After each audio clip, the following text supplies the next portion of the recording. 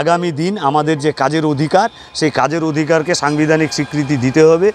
মানুষের যে জ্বালা, হেমতাবাদে একটা কলেজের যে দাবি, এই হেমতাবাদের ছাত্রছাত্রী যে মূল দাবি, আজকে হেমতাবাদে 8খানা উচ্চ মাধ্যমিক স্কুল, সেই স্কুলের জন্য 8খানা স্কুলের ছাত্রছাত্রী তারা উচ্চ মাধ্যমিক পাস করে কলেজের দিকে যাচ্ছে। হয় আমাদেরকে কালিয়াগঞ্জে যেতে হচ্ছে, নচেত আমাদেরকে রায়গঞ্জে যেতে হচ্ছে। আমাদের হেমতাবাদের শিক্ষা প্রতিমন্ত্রী থাকা সত্ত্বেও আমরা 5 বছরে হেমতাবাদে কলেজ পেলাম না। আমরা আগামী দিনে কলেজের দাবি, কলেজের আন্দোলন আরও জোরদার করব এবং আগামী দিনে হেমতাবাদের কলেজ প্রতিষ্ঠার জন্য যত লড়াই ডিওএফআইকে করতে হয় তারা সেই লড়াই করবে। আপনাদের সংগঠনের পক্ষ থেকে, দলের পক্ষ থেকে মন্ত্রীকে জানিয়েছেন, শিক্ষা প্রতিমন্ত্রীকে জানিয়েছেন? আপনাদের মনে থাকবার কথা, আমাদের 2016 সাল থেকে 2021 সাল পর্যন্ত এখানকার এমএলএ ছিলেন মাননীয় দেবেন্দ্রনাথ মহাশয়, এবং তার আগের যে এমএলএ ছিলেন খগেন্দ্রনাথ সিংহ।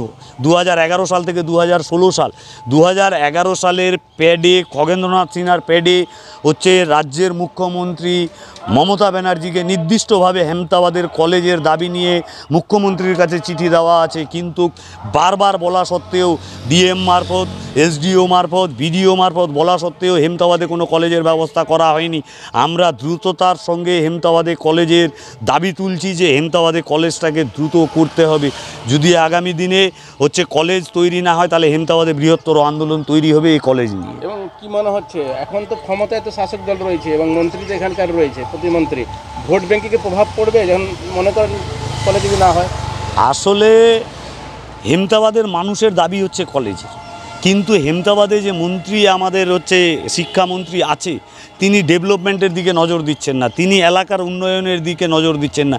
তিনি সার্বিকভাবে এই এলাকার যে শান্ত পরিবেশ, সেই শান্ত পরিবেশটাকে অশান্ত করবার জন্য যে পরিকল্পনাগুলো তৈরি করছেন, এটা হেমতাবাদের মানুষের জন্য খুব খারাপ দিক। আমাদের হেমতাবাদের যে শান্ত পরিবেশ ছিল এই মন্ত্রীর নেতৃত্বে, সেই পরিবেশটা ধ্বংস হয়েছে। আগামী দিনে এর জবাব নিশ্চিতভাবেই হেমতাবাদের মানুষ যদি কলেজ এলাকায় না পায় তাহলে নিশ্চিতভাবে। দেখুন, হেমতাবাদে যে কলেজ, এই কলেজের দাবি আমরাও বারংবার জানাইছি। আমাদের সরকার যে উন্নয়নের সরকার আছে, মামাটি মানুষের সরকার, যার মুখ্যমন্ত্রী মমতা বন্দ্যোপাধ্যায়ের হাত দিয়ে হেমতাবাদে প্রচুর উন্নয়ন আছে। আগামী দিনে আরও উন্নয়ন হবে। আর কলেজের যেটা আমরা মন্ত্রীর হাত দিয়ে আমরাও লিপিবদ্ধভাবে আমরা আমাদের সরকারের কাছে, রাজ্য সরকারের কাছে জমা করছি এবং জায়গাও আমরা দিয়েছি, যেটা আমাদের হেমতাবাদ সেরিকালচার আছে ঠাকুরবাড়ির ওইখানে, সেই জায়গাটাও আমরা দেখিয়ে দিয়েছি যে এইখানে এই কলেজটা হলে ভালো হবে। তো আমরাও চাই আগামী দিনে হেমতাবাদে কলেজ হোক এবং হেমতাবাদ কলেজের সাথে সাথে হেমতাবাদের যেমন বিভিন্ন রকম উন্নয়নগুলো আছে সেগুলোও চলছে। আগামী দিনে আরও উন্নয়ন হবে। মন্ত্রীর হাত দিয়ে প্রচুর উন্নয়ন হচ্ছে।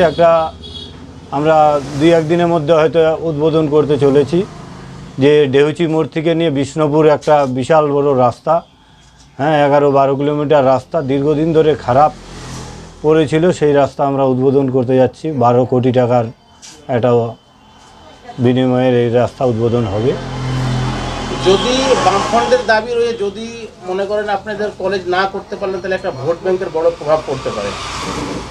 দেখুন, কলেজ না হলে, কলেজের আমরাও দাবি জানাইছি, এবার ভোট ব্যাংকে প্রভাব পড়বে। এটা ভোট ব্যাংকে প্রভাব পড়বে না, এই জন্য ভোট হচ্ছে মমতা ব্যানার্জির উন্নয়ন দেখে ভোট হচ্ছে।